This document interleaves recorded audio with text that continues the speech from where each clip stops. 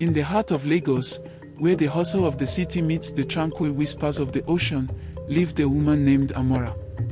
She was renowned for her unparalleled beauty. Her skin glowed like the morning sun, and her eyes sparkled with a mix of mystery and allure. Men from all corners of Nigeria were drawn to her, enchanted by her looks and elegance. However, Amara had a problem that overshadowed her beauty and her behavior. Amara was known for her arrogance and sharp tongue. She found faults in everyone and everything, and no one could meet her impossibly high standards. She lived in a grand house, left to her by her late parents, and managed her family's thriving textile business.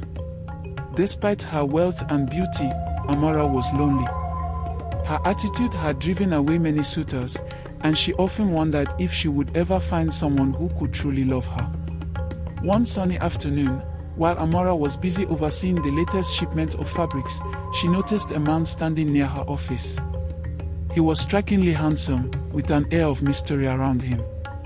His name was Chima, and he had recently moved to Lagos from Enugu. Amara felt an inexplicable pull towards him. She was used to men fawning over her, but Chima was different. He seemed unaffected by her beauty and carried himself with a quiet confidence that intrigued her. Over the next few weeks, Chima became a frequent visitor to Amara's office. He spoke little about himself, always redirecting conversations towards Amara. She found herself sharing parts of her life she had never revealed to anyone else. Chima listened with genuine interest, offering insights that made Amara see her own behavior in a new light. He was patient and kind, never criticizing her but gently guiding her towards self-reflection. As their bond deepened, Amara noticed a change in herself. She started treating her employees with more respect and became more open to feedback. Her business thrived even more, and the atmosphere in her office lightened. Amara was falling in love with Chima, and for the first time in her life, she felt truly understood and cherished. One evening, Chima took Amara to a secluded beach, away from the city's noise. They walked along the shore, hand in hand, the waves gently lapping at their feet. Chima stopped and turned to face Amara, his eyes reflecting the moonlight. "Amara, there's something I need to tell you," he began, his voice tinged with sorrow. "I haven't been completely honest with you about who I am." Amara's heart raced. She feared he was going to tell her he was married or that he was leaving Lagos. "I am not like other men," Chima continued. "I come from a different realm, a place where souls linger after death. I am a ghost, Amara. A spirit who was once alive, but now exists in a different form. I was sent here to help you see the beauty of kindness and love, to guide you towards a better version of yourself." Amara's eyes widened in disbelief. She wanted to laugh, to dismiss his words as a cruel joke, but something in Chima's eyes told her he was speaking the truth. Tears welled up in her eyes. "Why didn't you tell me earlier?" she whispered, her voice trembling. "I wanted you to know me for who I am now, not who I was," Chima replied. "I was once a proud and arrogant man, much like you. I made many mistakes, and when I passed away, I was given a chance to redeem myself by helping others avoid the same pitfalls. When I saw you, I knew I had to help you." Amara's mind swirled with confusion and sorrow.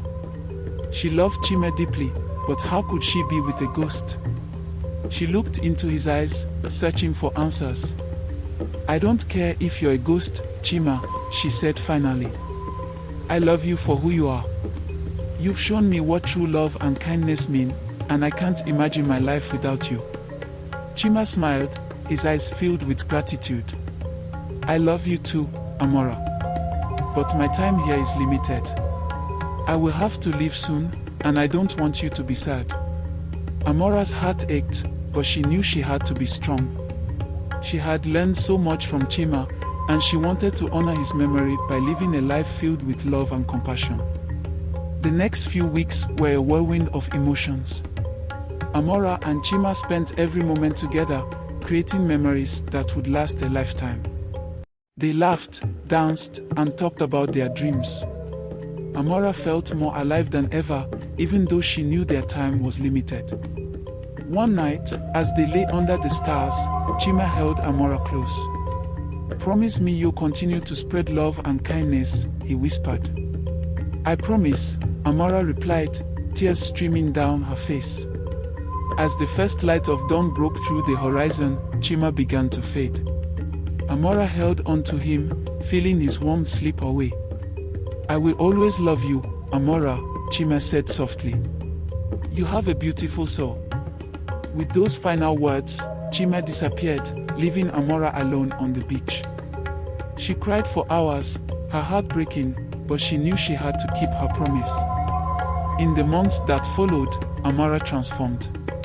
She became known not just for her beauty, but for her kindness and generosity. She started a foundation to help the less fortunate and became a beloved figure in her community. Whenever she felt lonely, she would go to the secluded beach, feeling Chima's presence in the gentle breeze.